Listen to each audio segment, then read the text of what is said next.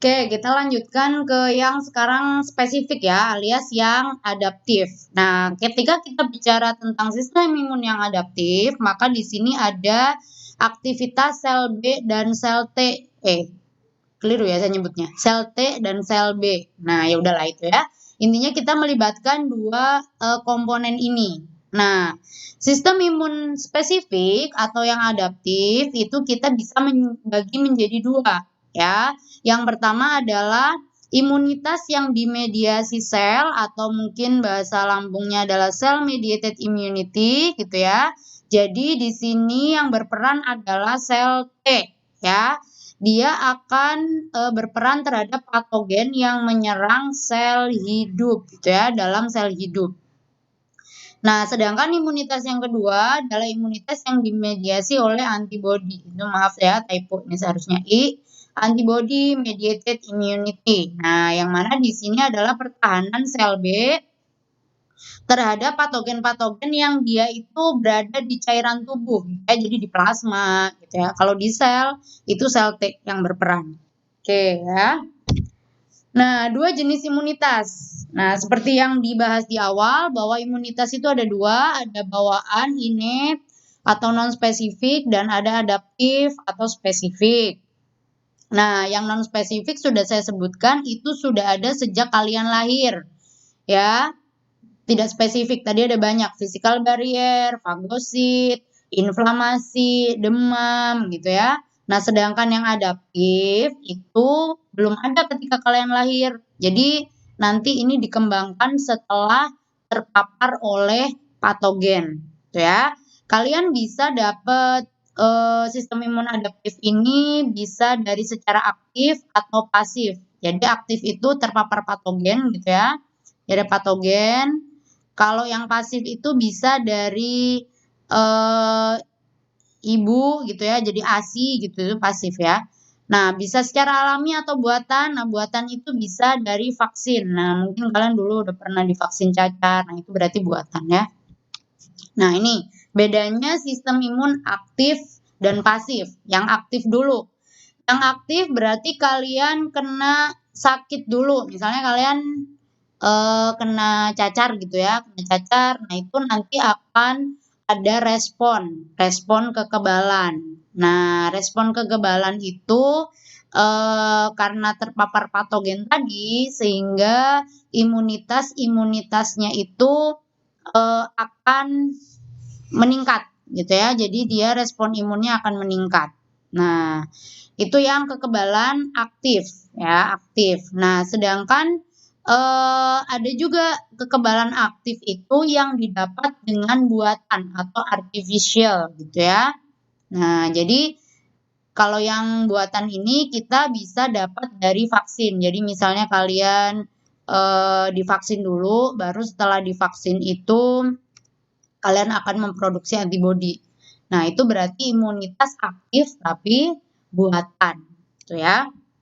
Nah, apa bedanya dengan imunitas pasif? Nah, kalau imunitas pasif itu adalah kalian mendapatkan transfer antibodi dari sumber yang lain. Nah, sumber yang lain itu bisa apa? Nah, kalau secara alami kalian bisa dapat ketika kalian minum ASI. Tuh ya, jadi minum air susu ibu itu meningkatkan kekebalan kalian atau ada transfer plasenta. Semisal ibunya alergi udang, ya kemungkinan anaknya setelah lahir itu bisa alergi udang juga, ya karena ada imunoglobulin yang diproduksi oleh ibu. Nah itu bisa cross plasenta atau bisa transfer lewat plasenta. Nah, di sini kalian bisa mempinpoint bahwa ASI itu juga meningkatkan imunitas, ya. Saya punya teman, dia dari kecil tidak pernah minum ASI. Bukan karena ibunya nggak mau ngasih, tapi karena memang ASI ibunya itu nggak keluar. Nah, jadi dia itu gampang sekali sakit, gampang sekali capek. Ya, karena secara imunitas pasif yang alami, dia tidak mendapatkan tambahan melalui ASI. Gitu ya. Nah, bagaimana kekebalan pasif yang artificial atau yang buatan? Nah, itu kita bisa disuntik antibodi langsung ya untuk melawan infeksi atau penyakit. Misalnya nih, kan banyak orang yang sembuh dari COVID gitu ya. Sembuh dari COVID, itu mereka bisa menyumbangkan serumnya, menyumbangkan plasmanya untuk nanti kita ambil antibodi terhadap COVID.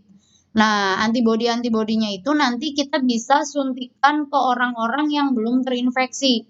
Nah, sehingga orang itu bisa membentuk antibodi gitu ya, antibodi. Jadi nanti ketika ada COVID menyerang tubuhnya, dia lebih siap gitu ya, karena dia sudah mendapat suntikan antibodi tadi. Nah, gitu ya. Oke, itu perbedaan imunitas pasif dan aktif. Nah,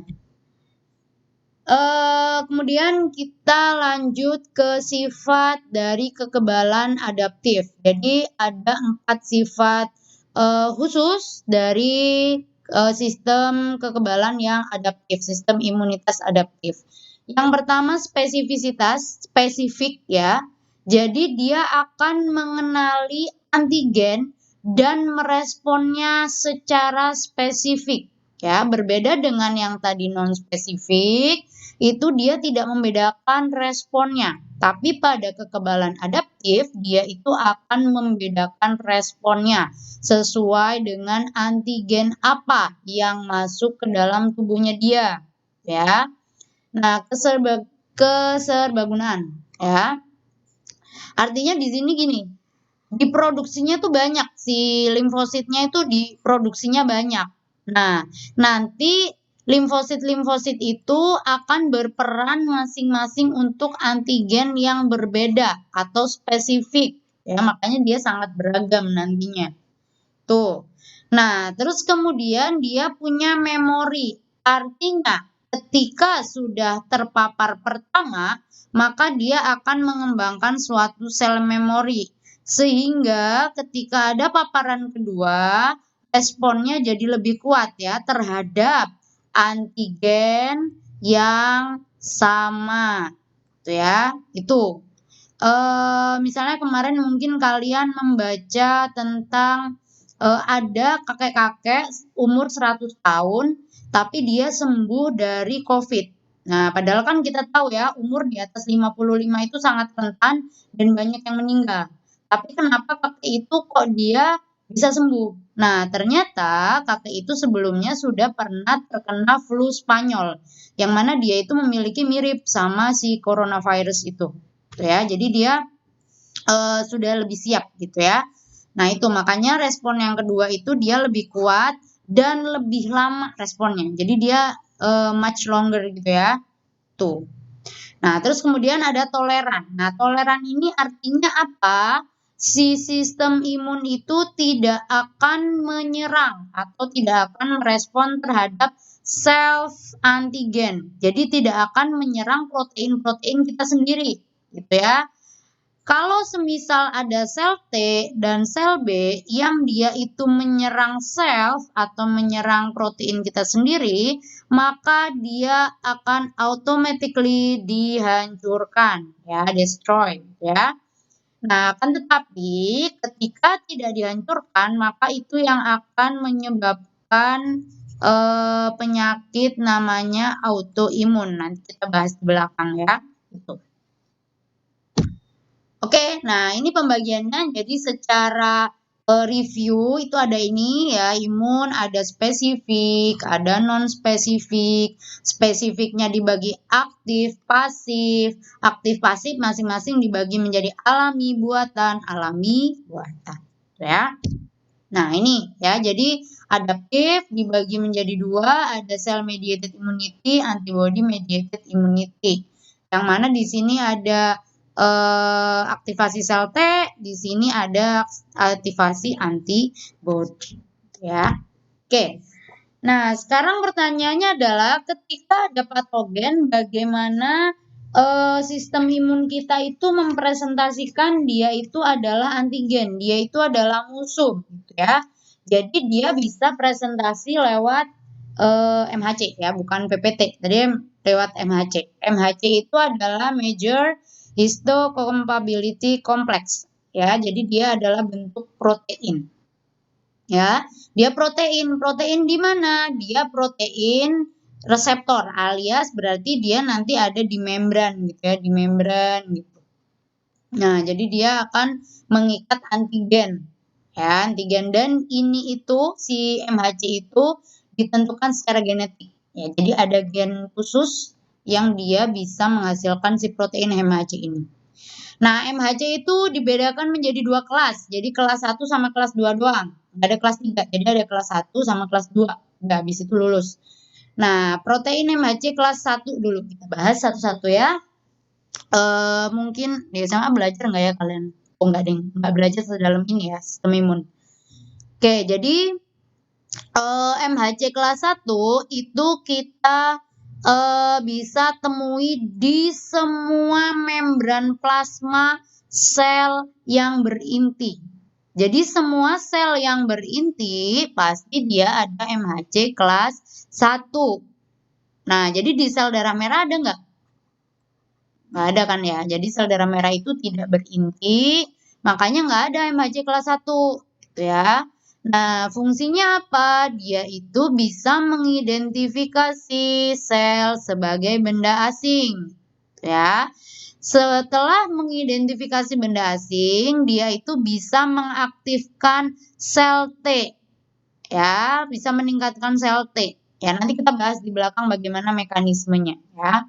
Itu MHC kelas 1. Nah, MHC kelas 2 dia ditemukan di mana? Dia spesifik ditemukan di limfosit dan antigen presenting cell atau APC. APC ini anggotanya siapa? Ada semua fagosit, ya semua jenis fagosit. Tadi ada monosit, ada neutrofil, ada eosinofil. Nah, itu berarti semuanya punya MHC kelas 2. Nah, ada sel-sel dendritik juga, dia punya MHC kelas 2. Nah, antigen presenting cell ini dia bisa memfagosit patogen dan antigen-antigen asing, misalnya ada toksin gitu ya. Nah, setelah dia itu memfagosit, maka dia akan menghancurkan. Jadi ini misalnya ada patogen ya. Ini misalnya patogen, terus kemudian eh, kalian ini ada makrofag gitu ya, ada APC. Nah, ditelan nih. Nah, ditelan, terus kemudian patogennya ini dihancurin. Nah, dihancurin, setelah dihancurin maka fragmen-fragmennya yang ada di sel APC tadi, nah itu akan dipresentasikan keluar. Ini loh dia patogen, ini loh patogen. Gitu. Jadi dia dipresentasikan. Nah, mempresentasikan ini lewat apa? Lewat MHC kelas 2. Gitu ya. Jadi habis itu dia presentasi ke sel T, presentasi ke sistem imun. Gitu ya. Oke, nah setelah dipresentasikan maka akan terjadi aktivasi sel T. Nah, sel T ini dia juga memiliki protein, memiliki reseptor juga yang namanya CD, ya, CD marker, ya. Nah, CD ini dia akan spesifik, ya, ada dua CD, CD8 dan CD4, ya, ada sel T CD8 dan sel T CD4. CD8 ini khususon akan merespon terhadap MHC kelas 1. Ya. Sel TCD4 dia akan merespon terhadap MHC kelas 2. Nah, jadi di sini kalian bisa membayangkan ya. Berarti kalau ada sel yang terinfeksi, ya sel berinti terinfeksi. Dia akan mempresentasikan lewat MHC kelas 1 dan akan dipresentasikan ke siapa? Ke sel TCD8. Nah, sedangkan APC, dendritik dan teman-temannya dia akan mempresentasikan ke siapa? Mempresentasikan ke sel TCD4. Tuh ya. Nah, kemudian sel T tadi setelah diaktifkan, dia bisa berdiferensiasi nih. Oh, aku harus jadi sel T sitotoksik, harus jadi sel T helper, harus jadi sel T memori, dan sel T supresor. Jadi ada 4 jenis ya. Nanti masing-masing jenisnya memiliki fungsi khusus, ya, memiliki fungsi yang khusus. Oke, kita bahas dari sel T sitotoksik dulu. Nah, sel T sitotoksik itu disebut juga dengan CD8. Artinya, sel T sitotoksik ini dia akan menghancurkan bakteri, jamur atau jaringan-jaringan gitu ya. Nah, jadi misalnya di sini tadi ada sel yang terinfeksi, dia mempresentasikan lewat MHC kelas 1 gitu ya, MHC kelas 1, terus dikenali oleh sel T CD8. Nah, sel T CD8 ini adalah sel T sitotoksik ya. Dia bisa membelah menjadi memori juga. Nah, dia bisa menghancurkan bakteri, jamur atau jaringan transplantasi. Jadi misalnya pada saat kalian mendonorkan organ atau ya menurunkan organ ya. Nah, itu akan selalu ada tes kecocokan MHC. Nah, jadi MHC-nya bisa mengenali atau enggak.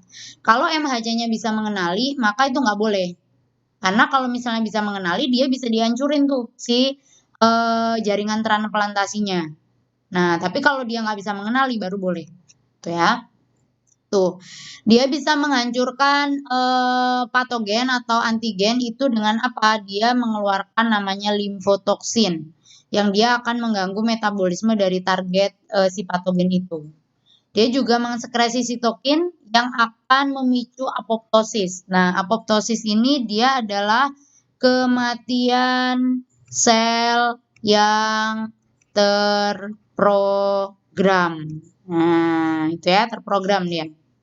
Nah, terus dia juga bisa melepaskan perforin yang merusak membran plasma sehingga nanti selnya akan lisis. Nah, itu sitotoksik. Jadi dia langsung menyerang terhadap target. Tuh ya.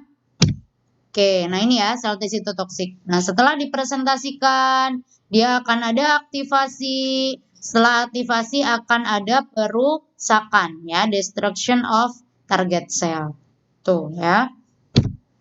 Oke, yang kedua, sel T helper atau disebut juga sel T CD4. Nah, dia fungsinya apa? Membebaskan sitokin, sama masih ya. Terus kemudian dia bisa menstimulasi imunitas atau antibody ya. Jadi dia bisa antibody mediated immunity. Ya, jadi dia bisa menstimulasi itu. Ya. Dia juga dibagi menjadi sel memori dan sel T helper yang aktif. Oke, next, sel T memori. Jadi tidak hanya sel B yang bisa menghasilkan memori, sel T dia juga bisa menghasilkan memori. Gitu ya. Jadi dia semuanya sudah menghasilkan memori. Nah, dengan adanya memori ini, nah ini adalah pertanyaan pentingnya. Apakah sisa cadangan dapat melakukan serangan dengan cepat? Jadi setelah aktivasi ada cadangan-cadangan sel T tadi ya. Nah, apakah dia bisa melakukan serangan cepat jika antigen yang sama muncul? Jawabannya ya atau tidak? Iya ya. Jadi ya jelas karena dia ada memori ya, karena ada memori tadi. Itu ya. Nah, sel memori ini ketika dia itu terpapar kedua kalinya, maka ini langsung nih akan berdiferensiasi menjadi sel T dan sel T sitotoksik dan sel T helper gitu ya. Oke. Nah, yang terakhir ada sel T suppressor. Nah, sel T suppressor ini dia kenapa kok perlu ada sel T suppressor gitu ya? Suppressor ini dia regulator. Jadi dia sebagai regulasi ya. Dia sebagai regulasi. Untuk apa? Dia itu mencegah sel T sitotoksik atau CD8 untuk berkembang. Karena logikanya gini, jika sel T sitotoksik itu terlalu banyak, maka dia itu akan menghancurkan sel-sel yang normal. Jadi tugasnya dia menghancurkan sel yang terinfeksi saja, sel T CD8 ini, ya. Nah, tapi kalau misalnya dia terlalu banyak, maka dia bisa juga menghancurkan sel yang normal. Nah, makanya perlu disupresi. Ketika infeksi sudah selesai gitu ya, udah berhenti gitu ya, maka dia yang berperan gitu ya. Nah, itu. Dia juga bisa mengurangi respon sel T dan sel B. Kemudian dia mengeluarkan sitokin yang disebut dengan faktor supresi ya, faktor penekan, dan membatasi tingkat respon imun karena yang terlalu berlebihan itu nggak baik. Gitu ya. Oke, next. Nah, tadi itu sel T, sudah macam-macamnya sel T, bagaimana responnya? Nah, sekarang bagaimana dengan sel B? Nah, sel B itu kan dia menghasilkan antibodi yang spesifik, ya, yang spesifik. Nah, ketika ada antigen, maka ada antibodi yang berikatan dengan itu ya, berikatan dengan antigen. Nah, cocok enggak? Nah, ketika bodinya cocok, maka dia akan mengikat si antigen tadi. Nah, mengikat, terus kemudian setelah diikat gitu ya, setelah diikat maka dia akan terjadi sensitisasi, ya, aktivasi dan sensitisasi, ya, karena dia kenal tadi, sensitif, ya, makanya dia kenal tadi. Nah, sel B itu dibagi menjadi dua. Jadi ada sel B plasma yang mengeluarkan antibodi. Jadi dia sel B biasa, ya, dia itu punya antibodi. Nah, setelah antibodinya dikeluarkan gitu ya, setelah antibodinya dikeluarkan, maka dia itu disebutnya dengan sel plasma. Nah, sel plasma itu ya. Nah, yang kedua ada sel B memori yang dia itu berupa cadangan untuk second infection atau respon yang kedua. Ya, itu sel B. Nah, ini aktivasi sel B ya. Jadi dia lewat MHC kelas 2 terus kemudian dipresentasikan ya, dipresentasikan antigennya ini antigen, maka dia nanti akan mempresentasikan ke sel T, ada aktivasi sel T, terus kemudian dia juga ada aktivasi sel B. Nah, ini sel B-nya aktif. Sel B aktif, dia mensekresikan antibodi, maka dia disebut dengan sel plasma. Nah, selanjutnya yang lain disebut dengan memori. Ya, memori ini dia masih inaktif. Dia akan aktif ketika nanti ada second infection. Ya. Oke. Nah, sekarang bagaimana struktur dari antigen? Nah, kalian kalau belajar di struktur hewan waktu itu ada bentuknya Y gitu ya, struktur antigen itu. Nah, di sini aja langsung lihat strukturnya ya. Jadi dia bentuknya kayak Y. Nah, di sini ada namanya heavy chain ya atau rantai berat. Rantai berat ini ada rantai ringan. Nah, ini dihubungkan oleh ikatan disulfida. Nah, pada penggabungan antara rantai berat dan rantai ringan ini, dia terdapat antigen binding site. Nah, jadi dalam sistem imun yang berubah itu adalah bagian ini, ya, bagian variabel dari light chain ini, ya, bagian antigen binding site ini, ya, sehingga si antibodi itu ada banyak variabelnya, sehingga dia bisa mengikat berbagai macam antigen ya, karena di sini ya di bagian variabel ini yang dia terus berubah ya, yang bagian variabel terus berubah. Nah, ini ya di bagian Y-nya ini. Nah, ini contohnya bulat. Nah, mungkin nanti ada yang kotak gitu ya, yang kotak bagiannya gitu. Jadi yang dimodifikasi itu adalah bagian antigen binding site ya. Nih. Ya, situs pengikatan antigen. Ya, itu yang dia akan menentukan spesifisitas suatu antibodi. Itu ya. Oke. Nah, setelah tadi sudah spesifik gitu ya bagian dari antibodi tadi. Nah, bagian antibodi yang mengikat antigen itu disebut dengan situs penentu antigenik atau antigenik determinan site. Nah, jadi ini yang berubah-ubah. Ya, ini yang berubah-ubah sesuai dengan segmen variabel dan antigennya. Nah, itu ya. Jadi paling tidak dia memiliki 2 kalau misalnya antigen yang sudah matang, ya. Gitu. Oke, ini macam-macam imunoglobulin. Nanti kalian bisa baca detail sendiri ya. Ada di textbook juga. Nah, terus kemudian fungsi antibodi. Nah, jadi fungsi antibodi itu ada 6. Yang pertama ada netralisasi. Jadi dia menetralisasi misalnya toksin-toksin gitu ya. Nah, yang kedua ada aglutinasi dan presipitasi. Jadi itu terdapat kompleks besar antigen antibodi gitu ya.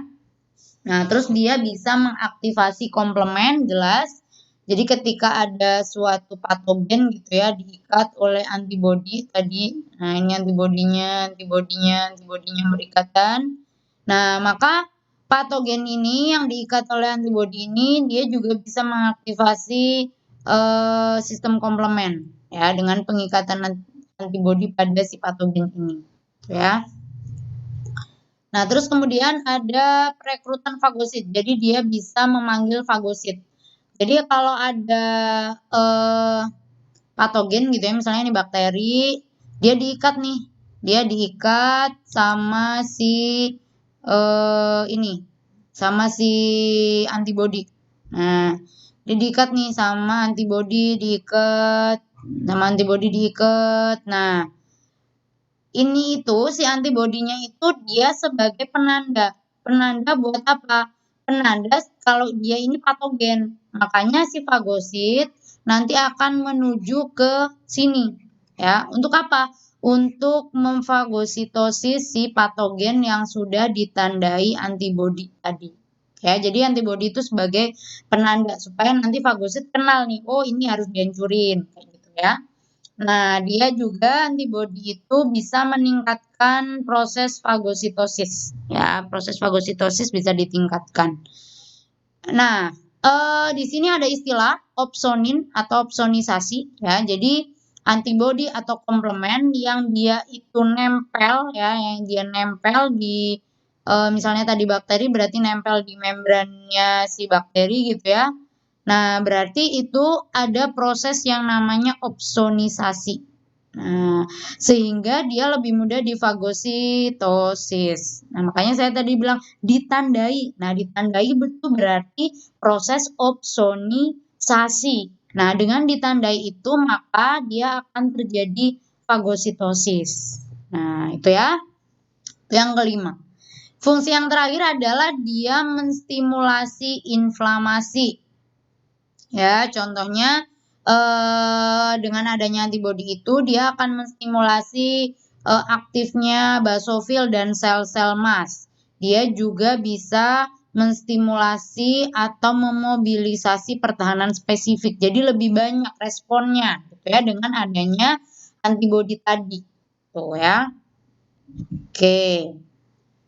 Nah, sekarang kita ke respon primer dan sekunder. Nah, jadi tadi sudah bilang, oh kalau respon pertama itu pasti masih belum dikenali, nanti respon kedua lebih kuat. Iya, karena respon pertama itu disebut juga dengan respon primer gitu ya.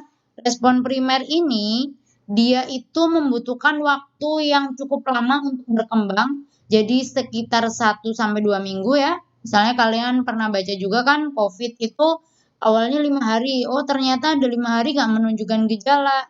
Tapi 2 minggu. Nah setelah 2 minggu ada gejalanya ternyata. Berarti di situ memang benar respon itu bisa terjadi 1 sampai 2 minggu. Ya baru kelihatan. Nah pada respon primer memang ada pengaktifan sel B. Tapi ini sangat lama ya. Nah jadi pengaktifan terus kemudian dia diferensiasi. Jadi antibodinya baru terbentuk sekitar 2 mingguan. Nah, itu. Makanya agak lama. Akan tetapi ketika respon kedua, ini yang berdiferensiasi bukan sel B yang awal tadi, tapi sel B memori. Jadi yang sudah disimpan. Jadi langsung terdiferensiasi ya saat terpapar kedua kalinya dengan antigen yang sama. Sehingga dia waktunya lebih cepat. Ya, waktunya lebih cepat responnya. Ya, jadi IgG-nya akan langsung lebih tinggi dari yang pertama. Nah, ini kita lihat ya di grafiknya. Nah, ini ya. Jadi pada primary exposure ini segini ya. Tapi kalau misalnya pada secondary exposure gitu ya, dia langsung tinggi nih IgG-nya. Nah, ini IgG-nya langsung tinggi. Dan dia responnya lumayan lama. Nah, ini kan cuma bentar ya, cuma bentaran doang di sini. Nah, di sini lama. Ya, sampai 8 minggu. Ya, itu. Jadi, respon pertama sama kedua itu sangat penting untuk pengembangan atau aktivasi sistem imun. Tapi respon kedua itu lebih cepat ya. Oke, jadi ini adalah beberapa sel yang berpartisipasi dalam pertahanan di jaringan. Ya, nanti kalian baca detail di textbook ya. Oke, ini adalah summary-nya. Tadi udah dijelasin macam-macamnya. Kalian review. Ini adalah bagian dari reviewnya ya. Oke, sekarang kita masuk ke penyakit autoimun. Jadi apa yang terjadi ketika sel B itu dia menghasilkan antibodi tapi mengenali sel, ya, mengenali sel. Gimana sih tulisannya self ya? Sorry, mengenali sel gitu ya. Jadi dia itu nanti ketika antibodinya mengenali self atau protein kita sendiri, maka akan terjadi ini ya, akan terjadi auto antibody. Nah, auto antibody ini dia akan menyerang sel kita sendiri, jaringan normal kita, padahal dia nggak salah apa-apa. Dia ya udah dia normal aja gitu ya, tapi diserang karena adanya auto antibody ini. Nah, contohnya penyakit autoantibody itu ada rheumatoid arthritis, lupus gitu ya. Terus ada insulin dependent diabetes mellitus. Jadi diabetes mellitus yang bukan karena insulinnya sedikit, tapi insulinnya karena dia tidak diproduksi. Karena apa? Sel pankreasnya diserang oleh autoantibody. Jadi dia nggak bisa menghasilkan insulin ya. Itu. Nah, terus kemudian ada juga autoimun yang disebabkan oleh protein-protein virus yang dia itu ternyata menyerupai protein normal. Gitu ya. Jadi dia bisa menyebabkan kerusakan-kerusakan neurologis gitu ya. Jadi pada sel-sel saraf gitu ya. Itu penyakit autoimun. Jadi terjadi pengembangan autoantibody ya, menyerang self tadi ya. Oke. Nah, ada beberapa penyakit imunodefisiensi. Ya, jadi ada sistem kekebalan yang diblokir atau sistem kekebalan yang gagal berkembang. Gitu ya. Jadi dia gagal berkembang secara normal. Nah, kalau diblokir itu contohnya pada kasus AIDS ya. AIDS itu kan dia virusnya HIV. Nah, virus HIV ini menyerang sel T. Jadi dia ngancurin sel T-nya, dihancurin, banyak dihancur-hancurin. Nah, udah setelah hancur kan berarti kita sistem imunnya lemah karena kita itu kekurangan sel T, kekurangan defense gitu ya. Jadi makanya terjadi ini ya. Jadi AIDS ini. Jadi orang AIDS itu biasanya dia bukan apa ya, bukan dia itu meninggal gara-gara HIV-nya, tapi karena koinfeksi. Jadi dia terinfeksi oleh virus atau patogen lain yang dia itu nggak bisa melawan. Ya, karena si sistem imunnya tadi sudah dihancurin sama si HIV ini gitu ya. Itu. Nah, terus kemudian ada SCID. Nah, ini saya bahas di mana ya? Saya lupa. Oh, ada di pengantar biotek ini. Tuh ya. Jadi kalau SCID ini dia itu adalah suatu penyakit di mana bayi itu gagal mengembangkan kekebalan tubuh atau dia gagal punya ini ya, gagal punya antibodi atau dia itu gagal mengembangkan kekebalan yang berhubungan dengan entah itu yang dimediasi sel atau yang dimediasi antibodi. Jadi dia nggak punya kekebalan itu. Ya, makanya di sini genetik ya. Ini genetik. Jadi terapinya itu yang sudah berhasil adalah dengan terapi gen. Jadi dia memperbaiki gen-gen yang ada di imunitasnya dia. Tuh ya. Itu SCID. Nah, alergi. Ini mungkin kalian sering banget mengalami ya alergi debu, alergi eh, benang sari, alergi dingin, alergi udang, alergi seafood, alergi miskin gitu ya mungkin kali ya. Nah, jadi di sini alergi itu gara-gara apa? Gara-gara respon imun yang tidak seharusnya atau yang terlalu berlebihan. Ya, jadi dia itu terlalu berlebihan padahal itu bukan patogen gitu ya. Nah, jenis alergi macam-macam, ada tipe 1, tipe 2, tipe 3, tipe 4. Ya, nanti kalian bisa lebih detail di buku gitu ya, alergi itu ada macam-macam.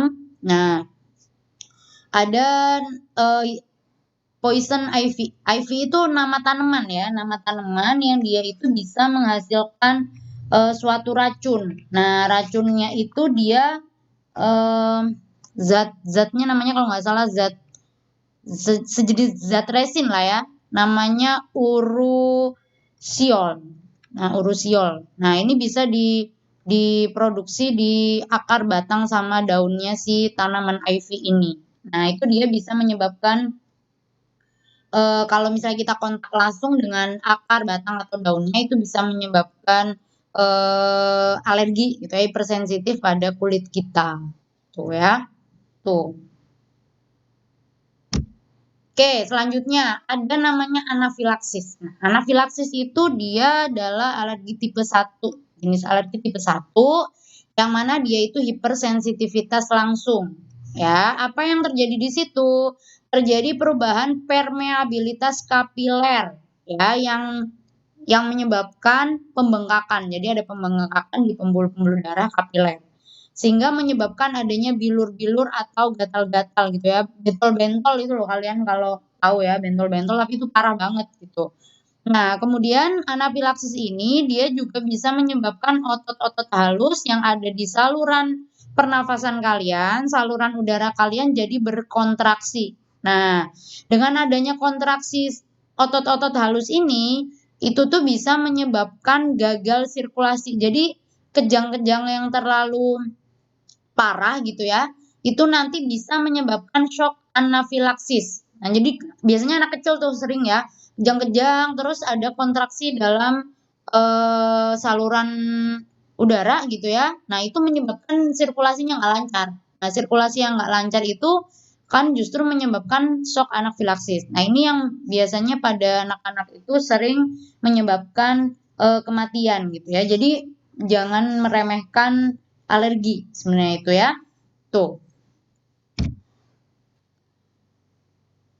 Oke ya, jadi apa yang terjadi ketika tubuh mulai menua gitu ya. Jadi orang tua gitu ya. Nah, eh,